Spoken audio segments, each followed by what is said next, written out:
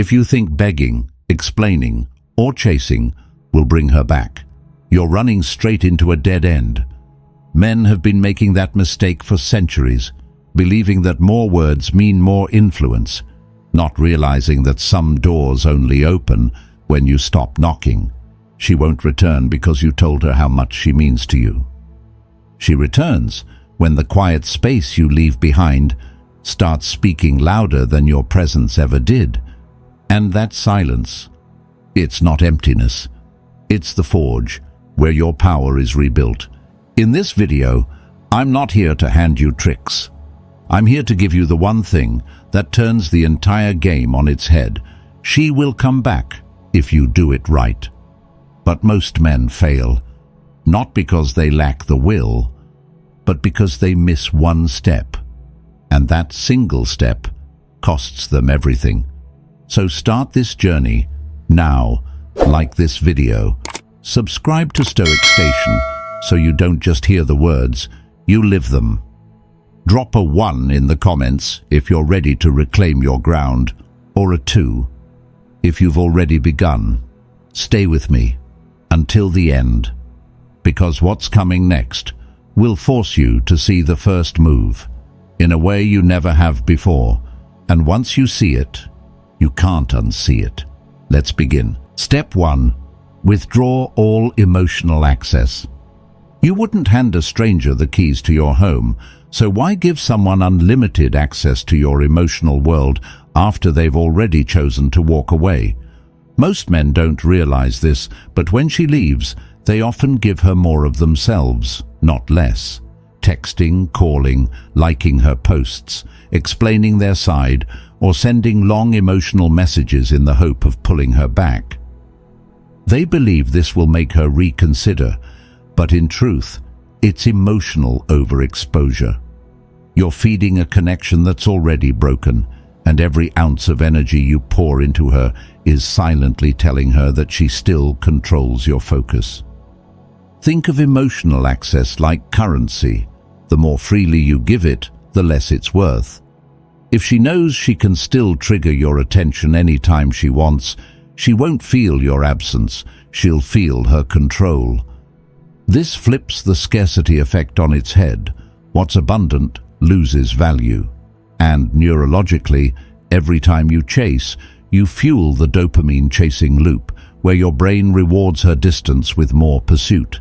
It's the same cycle that keeps gamblers pulling the lever one more time, hoping for a win, even when the odds keep getting worse. You may believe you're proving your love, but what you're really proving is dependency. You're showing her that you fear silence more than you value your dignity. That's not attraction, it's emotional charity, giving away your most valuable asset to someone who's already decided to walk away. The more you do it, the more predictable you become, and predictability in this stage kills intrigue. The way forward isn't dramatic or fueled by anger, it's quiet and deliberate. Withdraw your emotional access without announcements, without ultimatums, and without the loud performance of blocking her just to make a point. That's still engagement, and engagement is still energy. Stop checking her social media. Stop reacting to her posts. Stop feeding her the comfort of knowing she can reach you emotionally whenever she wants. Each time you feel the urge to reach out, redirect that impulse into something that builds you. A hard workout, an hour of deep reading, learning a skill, or writing down your thoughts to process them in private instead of handing them to her for free. In the beginning, it won't feel natural. Your instincts will scream at you to break the silence, to close the gap, to make sure she knows how you feel. But every moment you resist that temptation, you're reclaiming a piece of your power. You're reminding yourself that your worth isn't determined by her acknowledgement, and you're forcing her to experience something she didn't expect, the complete absence of your emotional energy. Your absence, when handled with calm and consistency, will always speak louder than desperate words, and the longer you hold the line, the more the dynamic shifts without you having to say a single thing. When she no longer has the luxury of your constant attention, That's when she begins to feel the space you've left behind. And that space is where curiosity is born. That's where the tide turns, not because you chased her, but because you finally stopped. And when you stop, everything changes. Step 2. Master your presence. When a man walks into a room, his presence should speak before his mouth ever does. That's not about towering over people or forcing attention. It's about a quiet authority that draws respect without a single word. Yet most men, when faced with emotional turbulence, become an open book. Every emotion is on display. Every reaction is immediate, and in that transparency, they become easy to read, easy to predict, and easy to dismiss. True presence isn't built on fake confidence or a rehearsed image. It's about emotional homeostasis, a steady center that doesn't rise and fall with her mood, her silence, or her approval. When your sense of value remains unmoved by someone else's behavior, you become unpredictable in the best way. You're no longer playing by her expectations. You're setting your own standard. Without this control, you slip into what psychology calls reactance theory. The moment she sets a boundary or pulls away, you scramble to cross it just to prove you can. But that scramble reads as insecurity, not strength. And every impulsive move you make, every defensive text, every anxious over-explanation chips away at the respect she once had for you. When you're emotionally volatile, you hand over the steering wheel of your life to someone else, letting them decide when you accelerate and when you crash. To master your presence, you must first master your inner dialogue. The stories you tell yourself in the quiet moments matter more than anything you say out loud. Reframe rejection as redirection. It's not a wall, it's a turn in the road. Practice dopamine control. Train your mind to reward restraint instead of reaction, to feel satisfaction, not from winning a point, but from keeping your peace. Learn to observe more than you speak. Let your words and actions carry weight, because they are chosen, not spilled out in the heat of the moment. Every move should be intentional, never defensive. A man who can remain composed under pressure becomes rare, and rarity commands attention without asking for it. When you stand in your own calm, you send a signal, subtle but undeniable, that you are not swayed by chaos, not desperate for validation, and not waiting for someone else to define your worth. And that kind of presence doesn't just change how others see you, it changes how you see yourself. Because the day you master your presence is the day you stop chasing respect and start embodying it. And that's when everything in the dynamic begins to shift in your favor. Step 3. Turn your attention to personal growth.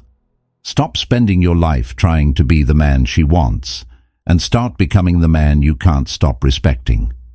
Too many men waste years chasing her approval, becoming prisoners to external validation bias, where their sense of worth rises and falls with someone else's opinion. It's an exhausting way to live because every action you take is designed to impress her instead of building you.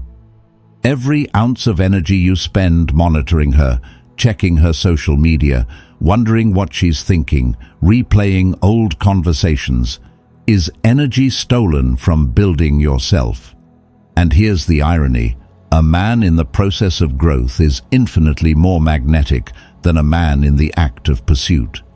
When you invest in becoming stronger, sharper, and more grounded, you naturally create the kind of presence that draws people in without trying. But when you center your entire life around her, you fall into cognitive dissonance, telling yourself you're strong and independent while living in a way that says you can't stand without her. Your words claim confidence, but your actions reveal dependency. And the more you try to impress her now, the more you reinforce the idea that your value depends on her recognition.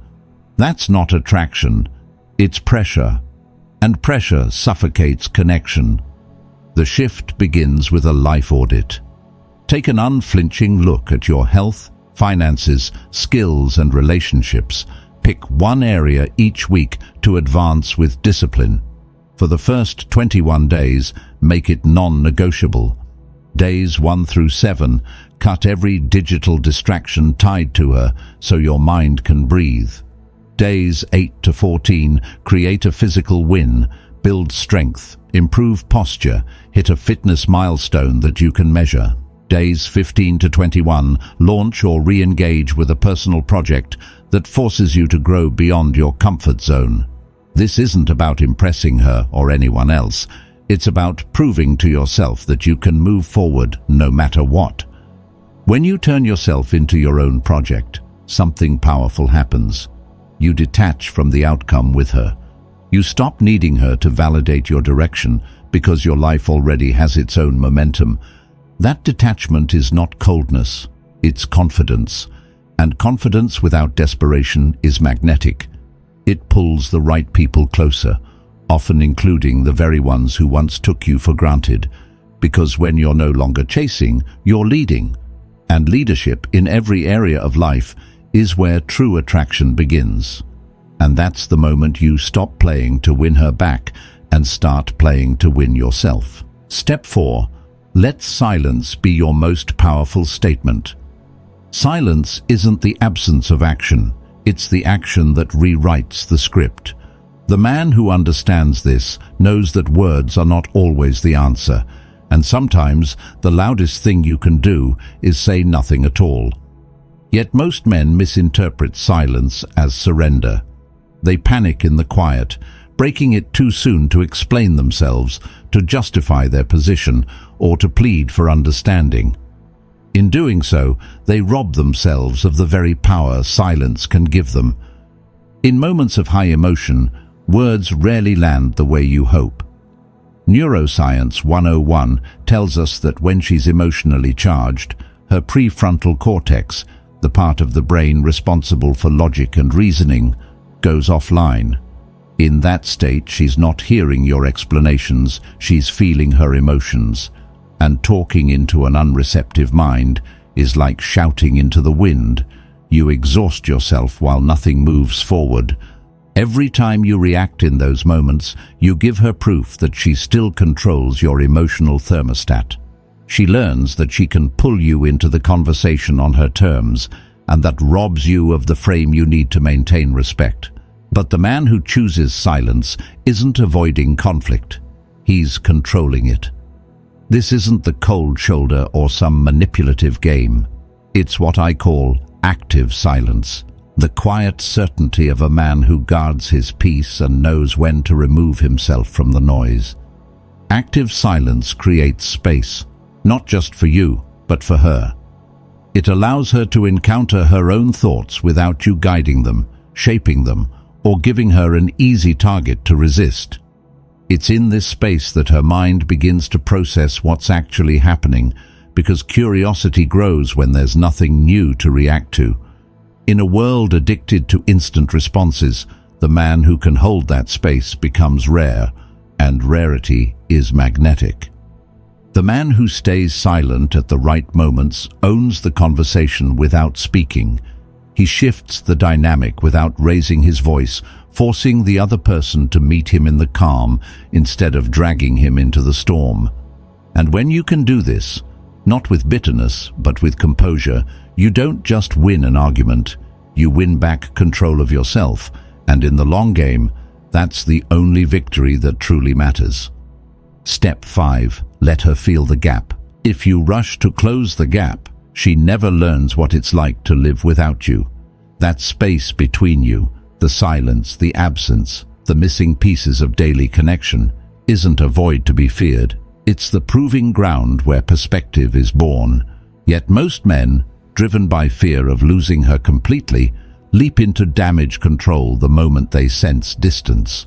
They reach out to explain, to smooth things over, to make sure the silence doesn't grow too loud. But in doing so, they rob her of the most valuable experience she could have, the reality of your absence. Psychology calls it the loss aversion principle. people are far more motivated by the fear of losing what they already have than by the prospect of gaining something new. But if you never allow her to truly lose you, she can't feel that fear. She remains in the comfort of knowing you'll always close the gap for her, always show up before she has a chance to miss you.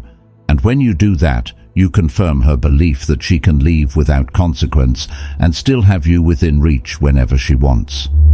Every time you rush back in, you rescue her from the consequences of her own choices. You shield her from the discomfort of realizing what it means not to have you in her life. You protect her from feeling the emptiness, the vacuum you once filled, a vacuum that, if left untouched, can become the very thing that shifts her perception. The truth is, you can't create longing by removing discomfort. Longing is born in the discomfort itself. The answer is to hold the space, live as though she may never return, and be genuinely okay with that. Fill your days so completely with progress, discipline, and purpose that there's no room left for pining. Let her see, not through performative displays, but through the quiet evolution of your life, that the space she once occupied is now filled with growth. When you leave the gap alone, it becomes a mirror, and mirrors have a way of showing people things they didn't want to see. Sometimes, what reflects back is the reality that she walked away from something irreplaceable, and when that realization hits, it doesn't whisper, it roars. The man who can resist closing the gap too soon is the man who turns absence into undeniable presence, and that's the moment the silence begins to work for you, not against you. Step 6. Give her time to become curious. Curiosity is more powerful than persuasion because it's born in her mind, not in your mouth. When curiosity takes root, it's self-generated, self-fed, and far more potent than anything you could try to convince her of with words.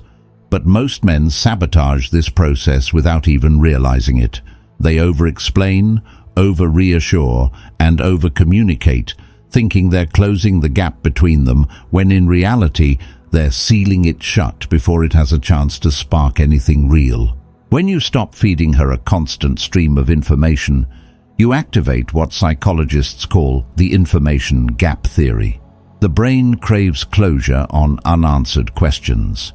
That gap between what she knows and what she wants to know creates mental tension, and human nature seeks to resolve that tension.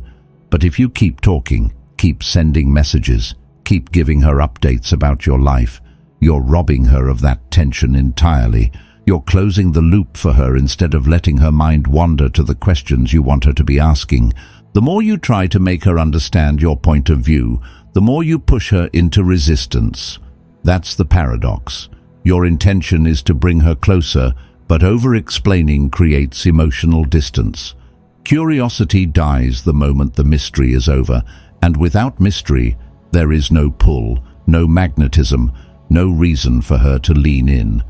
The solution is to go dark with dignity, not with malice, not as a calculated game, but with the quiet discipline of a man who knows the value of his own presence. No hints, no cryptic messages designed to bait her.